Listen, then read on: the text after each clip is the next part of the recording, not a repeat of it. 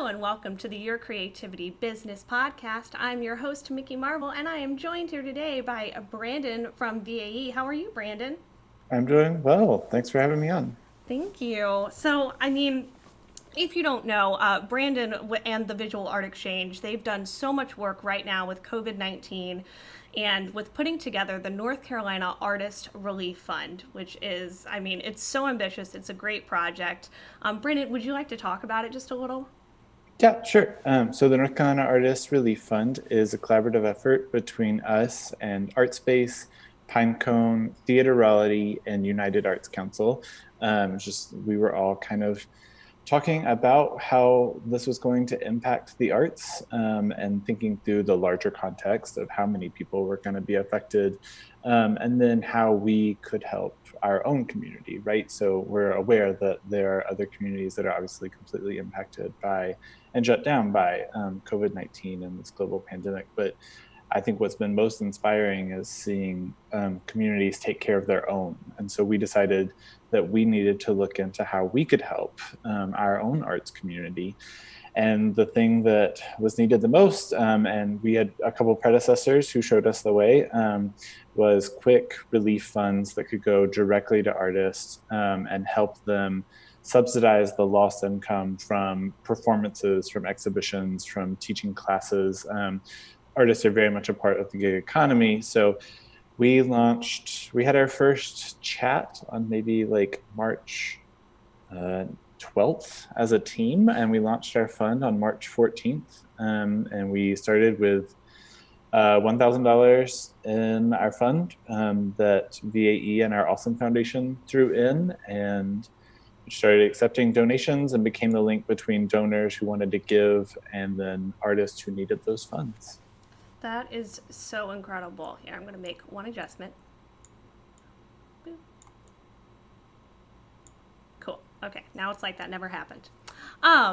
One of the things that really impressed me with the North Carolina Artist Relief Fund is that you all got started so quickly. So, like you said, it was like the 12th and then the 14th, you were up and running. How did you all pull that together so quickly? Yeah, so I reached out to Heather Cook, who's at North Star Church for the Arts, because I saw that their fund had popped up. And Heather was really responsive and basically said, like, we're up and running. We feel good about this. We were taught how to do this by someone who was in Seattle. And obviously, Seattle has been on the front lines of this. And she was like, we stole a lot of the application process from them with their permission, and I Yeah. give you permission to steal from us. And so then we just banded a few people together, and it was the organizations who are on the collaborative effort are really just the people that answered when I called them. And that's how it happened so quickly. I think if we'd had more time to plan, we would have thought through who was going to be in that collaboration more. It would have been maybe a more equitable process for bringing on partners, but we needed to react quickly. And every economist has said the financial fallout from this will be huge, and the best thing you can do is react as quickly as possible. So it was decided pretty quickly that the fund would be managed by VAE because we have a fiscal sponsorship program. It's been up and running for a few years. And that basically allows us to expand our nonprofit umbrella to artist collectives and individual artists who are not nonprofits. And it allows them to get corporate and foundation support and also support from individuals that's then tax deductible. And so that was set up, and it was vetted by our auditor and vetted by our lawyers and approved by our board, and has a separate bank account, so it doesn't mess with VAE's financial reporting. And so that just made it a lot easier for our board of directors to say, yes, this is very much going to be needed. Go do this. We're comfortable. Maybe I think VAE has said for a long time that we're a nimble organization, and this has really heightened what Yeah. that means. And so we were just able to, our board is all, they very much believe in the work that we do. And so there were much less questions and concerns about details in a moment of panic, and much more, yes, go do this. This will be needed. And so that allowed us to provide the backbone, and then our partners, some of which have to worry about, the own vitality of their organizations, right? We are in a better financial place than some of them just because of sort of when this hit. And so that allows us to really do the management of this and all the little details, while they can pump it out to their artists and say, please apply, and pump it out to their donors and say, this is important, please donate. Yeah. Yeah, absolutely. And it's so interesting to me also that you mentioned like the fiscal sponsorship that you all have, because I've seen that before. And that's just also really inspiring and interesting to me, because I've heard about a lot of nonprofits that like do it very unofficially. So I just love like on your page, like it's so clear, like anybody can apply. Like yeah, it's all just so well done. Um, so can you talk to me a little bit about like the application process and how you all decide how you distribute those funds? Yeah.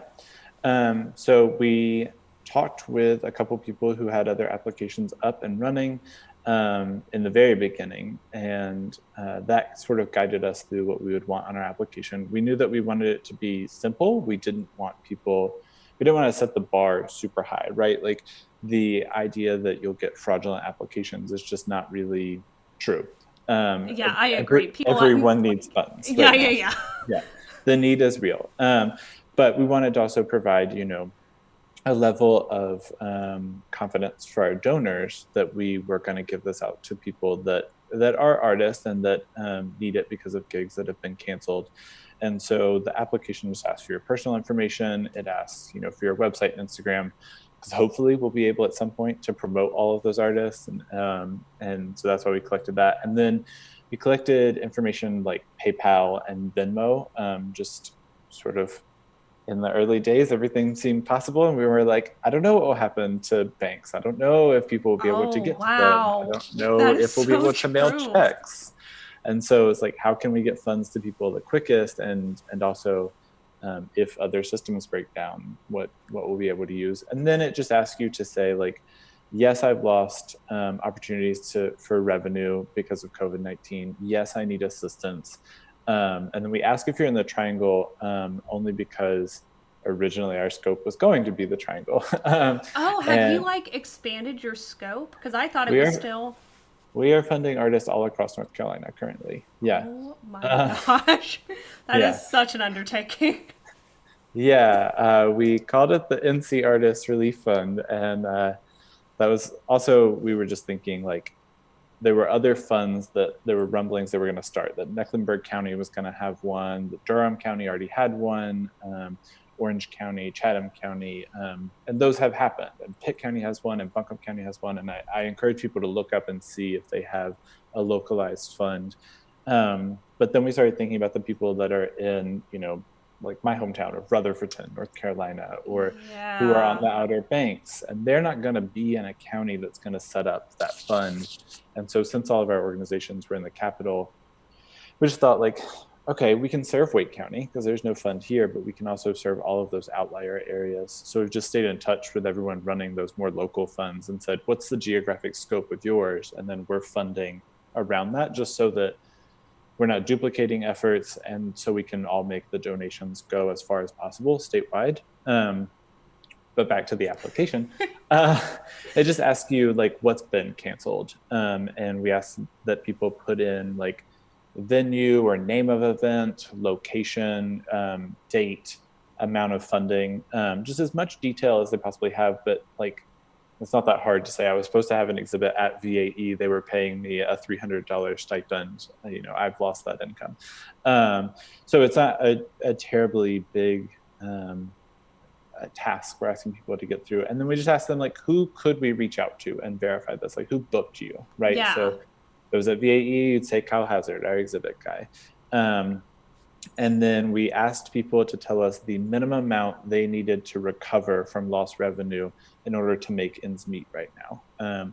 We knew that pretty early on, the loss was going to be gigantic. So we wanted to know from people like, what would be enough to get you through this, right? And then they submit it, and we are reviewing them every week. So to your question about how we're making those decisions, we've received 934 applications currently. Oh my. And yeah, uh, and they come in through a platform that we have, and basically once a week I go in, and so all the applications come into my inbox, and so I see them sometimes as they come along, and sometimes there's like 34 at one time, and I'm like, I can't look at those. Yeah. Yeah. But once a week, I download all of them basically into a spreadsheet and go through and clean them up. Like some people accidentally put their address in wrong or etc. And I try to good faith as much as I can fill in that information, and I clean out some. We've gotten a lot from like this past week. Someone in California must have gotten a hold of our URL, and so we got a flurry of applications from California. So I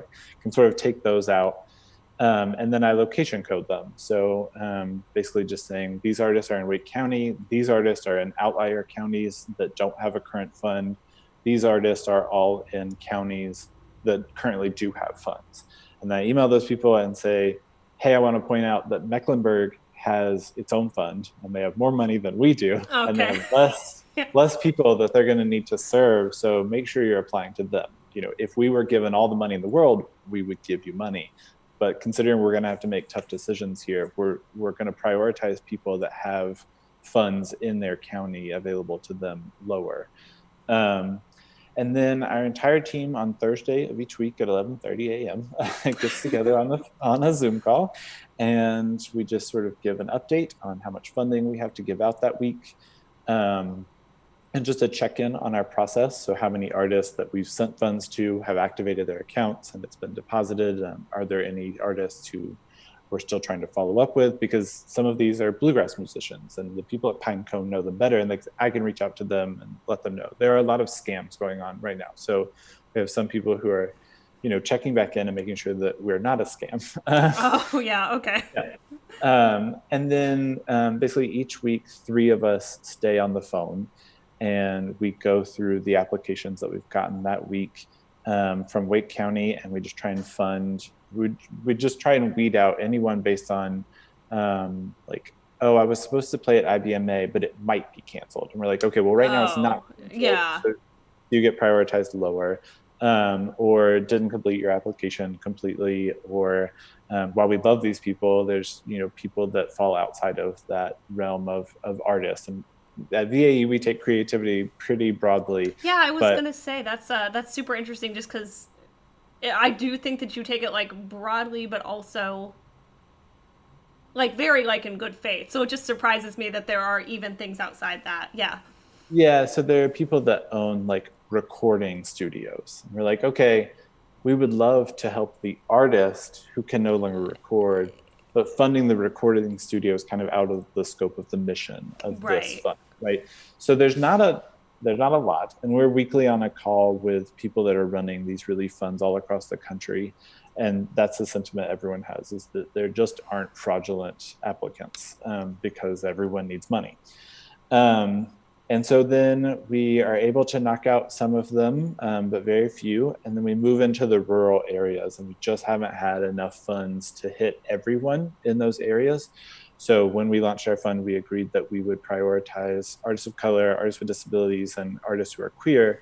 And so in the rural areas, we've been able to fund everyone that is eligible and falls into one of those categories currently. That's amazing. That's great. We're hoping that we will eventually get enough funds to go back and revisit everyone in a rural area that doesn't fit that.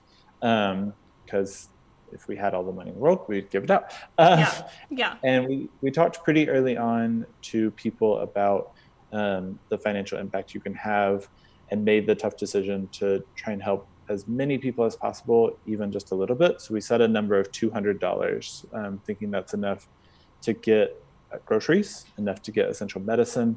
And so basically, unless someone asks for less than $200, we've been sending everyone $200. And we've done 4 rounds of funding over the past 4 weeks. And we've told everyone that we've given $200 to, like, if we get more money, if Bill Gates comes along and decides that this is his next philanthropy sort of undertaking, then we'll be back and we'll give you more money. But right now it's just, there's so many applicants, and there's $44,000 currently that we've had to get about. Yeah. So you're just like doing what you can with what you have and trying to help as many people, even if it's even if it's just $200, it still helps. Yeah. Um, there is one question that I especially love that we haven't talked about yet in the application. And I think it's like the last question you asked, or one of the last ones. And it's how can we help non monetarily? And I Yeah. love that question. And I'm just super curious to know what people are saying. Yeah, it just says, how else could we help you, right? And I don't even remember how we came to the decision to include that question. And I don't know what sort of superhumans we thought we would be, that we'd have all the bandwidth to also give them money and then, you know, also do more for them. But I mean, some it's of my them, favorite question. So even if you can't do everything, it's just super nice right. that you ask it. Like, Yeah. And some people have said things that like we may be able to do in time, like set up just like a larger artist database for people that maybe want to buy art right now or support individual artists by like, getting an actual good or service in exchange. Some people are saying things like really heartbreaking things like, I oh, need money for rent, or like, help me find a food bank. Um, and we don't have the capacity to go back and help them with their medical needs or their other sort of food security needs. We're hoping that the people that are applying to our application, that they then have all the resources to Google a local food bank.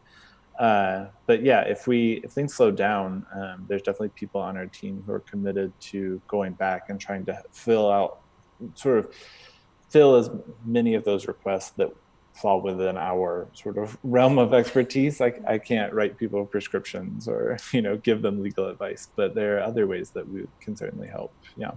absolutely. And then, what are some ways that you think just the general public can help? There were friends. I mentioned this earlier. There were friends of mine that were just saying like, "Hey, honestly, if you just share my art right now, that really, really helps me. And even if it doesn't monetarily help me, it makes me feel better, which is tough right Mhm. now." So whether it's that or just other ways that the general public can help. Yeah. So obviously, beyond monetary, there are other needs out there in the world. A lot of artists have been saying that as people are forced online because they're in their homes, that they're seeing an uptick in their Instagram followers, and that makes them feel really great. So find an artist that you like, follow them on Instagram, increase their numbers, increase their visibility by liking them. Sharing people's art is great. Um, the other thing is that a lot of artists are doing fundraisers to help these different types of funds. So like there's a lot of t-shirt campaigns. So if you love t-shirts, but you're not really you don't really think of yourself as giving out money, you could order a $15 t-shirt and then the proceeds can go to some of these relief funds. Yeah, I just think during this time, we're seeing people seeing on balconies, and we're seeing museums create free access to their archives, and people are digging through movies they haven't watched on streaming services. We lean into the arts during times of crisis, and during times when we feel lonely. So just find a way to thank those people whose work that is getting you through right now, right? So DM someone who you follow on Instagram and just say, "Hey, I love your artwork, and it's been providing me, some distraction from the news." But yeah, I love that. I love that. And speaking of $15 t shirts, I am putting VAE's toilet paper t shirt into chat right now. I love that t shirt so much. I think it's hilarious. yeah, I'm excited to get mine in the mail. Yeah. I need to order mine, which I'm so glad it comes in pink also because, yeah, I have too many black t shirts. Pink is a very important color to VAE. It is. That's true. That's true. So let's talk about speaking of toilet paper, the toilet paper art benefit auction that you all did. I just Yeah, love to hear about like how it came about and then how it was executed, just all of it because I loved it. yeah, we had our gala the last weekend, basically before all of the shutdown. And the plan had always been, we're going to have our gala that weekend. Then we're going to take the week after to wrap up all those details. And then we were going on a staff retreat. We were using a friend's beach house, and we are going to get away and do all this long range planning that no one wants or has the mental space to do anymore because no Yeah. one knows what the future looks like. But we launched the fund the day before we left for staff retreat. So we spent a lot of time getting the commission checks out from our gala, which were really well timed as artists' funding was being cut off. And then we spent time sort of fixing all the bugs in the relief fund. And then we were just kind of sitting there at the beach. And I think we went to dinner and I said something. We went to dinner, then we went to the grocery store, and even in the tiny beach town we were in, toilet paper was gone. There was none there. We didn't need any. We just took note that that it wasn't there. Yeah. Um, and then we started talking about just like how, well, like how do you think that started? And we Googled some things, and now a little bit further removed, like they're basically they do have a sort of a pinpoint on the first area that started panic buying toilet paper, and then it's basically just herd mentality, right? Yep. Yeah. And it felt like that was a marker of the time that wasn't offensive, right? Like you you wanted to do we wanted to do something a little cheeky, but we didn't want to touch on anything that would be sensitive I because agree. It is so hard right now, obviously, to make a joke of just such a serious situation. right, But I people agree. Toilet paper is pretty safe. It's pretty safe. yeah.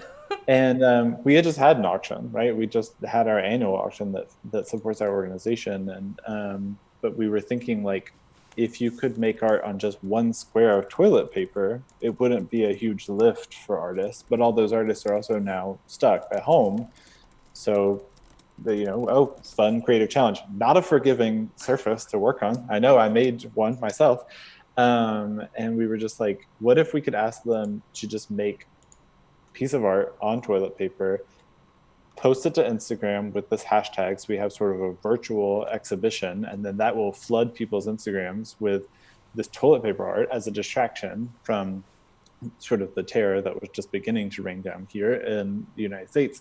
And then we're like, and then we could auction them off using the same platform we just used for our big auction. And so that night at the beach, I took a piece of toilet paper and I wrote toilet paper art beneficent auction on it. And we took photos right there in that beach house and launched the website. And like, I think Kyle made the website on our VA, they made the page on our website. And Erica, our director of operations, set up the auction platform. And then we all three made a piece of art. And we were the first three to post ours out there. And we just thought like, a handful of artists will make some toilet paper art, and then we'll auction it off, and there'll be some funds, and we'll put that towards the North Carolina Artist Relief Fund. And it turned out that 94 artists made 151 pieces of art, the most, like, with the highest one being purchased for $375. I Um, love it. I love yeah, and the cheapest one being purchased for $5, it. and they were all purchased, and it raised over $4,500 for the North Carolina Artist Relief Fund, and it was just fun, and people enjoyed it, and it provided just a brief distraction, and also was for a good cause. Yeah. Yeah, it was just like perfectly executed in every way. So just thank you so much for doing that.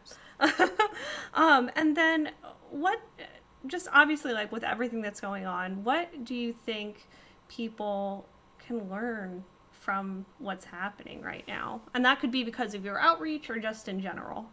Yeah, I think starting the biggest picture is like just watching how people have leaned into the arts during a time of crisis. Like, just remember that on the other side of this. Remember that you enjoyed the people out on their balconies playing music for you or singing collectively from your windows. And don't forget that the arts were vital during this time, even though there's a lot of need out there. And then I think more locally, coming down smaller, I've been saying this for a long time, and we've been working on it for a long time, but our system does not fund individual artists. There's no support network for them other than a gig economy. So they are going paycheck to paycheck, they're going gig to gig, they're living on tips from performances.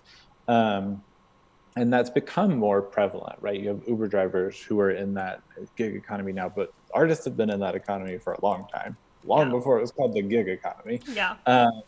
And this has exposed just how flawed that funding system is. A lot of our larger foundations, our largest corporate sponsors, our largest state and local grant makers and funders only give those funds to nonprofits. And there are very few and far between opportunities for individual artists. And those who are giving them, the North Carolina Arts Council, and then the funds that they give to smaller arts councils locally for professional development and such, those are so appreciated. But we need to fill in the gaps, and we need to find more ways to say, hey, Mickey, I love your idea. I have faith in it. We've made this $5,000 grant available to you. And VAE is working with a few partners to try and have more funds available to individual artists for their own purposes. That's why we actually started the fiscal sponsorship program, was so that artists could get around that barrier of the nonprofit status being needed. But on the other side of this, people really need to think about how their funds are being used to support individual artists, and make sure that we get a better balance between nonprofits. As someone who runs one, I'm willing to say I need to take a little money from the nonprofit funding and put it towards individual artists, or find a larger pot of money and keep funding our nonprofits, but also put money towards individual artists. Because we've had 900 artists apply, over 900 in North Carolina, and they applied to us, and you'd have to find VAE, which sounds like it could be a pharmaceutical company. Like, we are not a huge organization. They found us somehow from our partners, from things like this, and they've expressed answering that question of what's the minimum amount you need to recover from your lost revenue. It's already over $1 million, and we've been able to do 4 rounds of funding, and we've given out $42,745 to 219 artists in 69 cities and towns across North Carolina in 26 days. But that's just us being able to mobilize those funds because of a crisis. We need to find a way to fill that gap on an annual basis. Yeah, like the rest of the time. Yeah, right. I agree. And then what do you think that artists can do right now? I'm going to keep that question general on purpose, because I think that you're in a crisis. So I think first you need to be worrying about yourself and just like your mental health, but just however you want to interpret that question. Yeah, there's a range of where people are right now, right? And I think that we've never, as a society, been more willing to give allowances to people for whatever you need, however you're handling this. That is your way, and great. But I do think that artists metabolize our history. They metabolize current events and produce things that showcase where we were. And so I do think there will be a lot of COVID-19 art on the other side of this. There will be a lot of art that showcases the things that this pandemic has brought to light, right? There's a lot of cracks in our society that we were able to sort of putty over before. And this has really highlighted that on a federal level, we don't support individuals in the way that we do corporations, that those personal connections that we took for granted before are really important. And I do think that there are artists in their studios right now who are making work about that. They're writing music, they're making plays, they're creating visual art that on the other side of this, we will all use to show our kids to, people will read those books later and they will understand where we were, and they'll understand the diversity of the ways that people are having to deal with this and cope through a crisis. So I think that if artists are feeling like there's so much going on in the world and that they're a small part of it, you just need to remember that your perspective and how you translate this for future audiences will be important. I love that. That's incredible advice. All right. Well, Brandon, thank you so much for joining us, and I'll see you next time on the Your Creativity Business Podcast. Bye. Bye.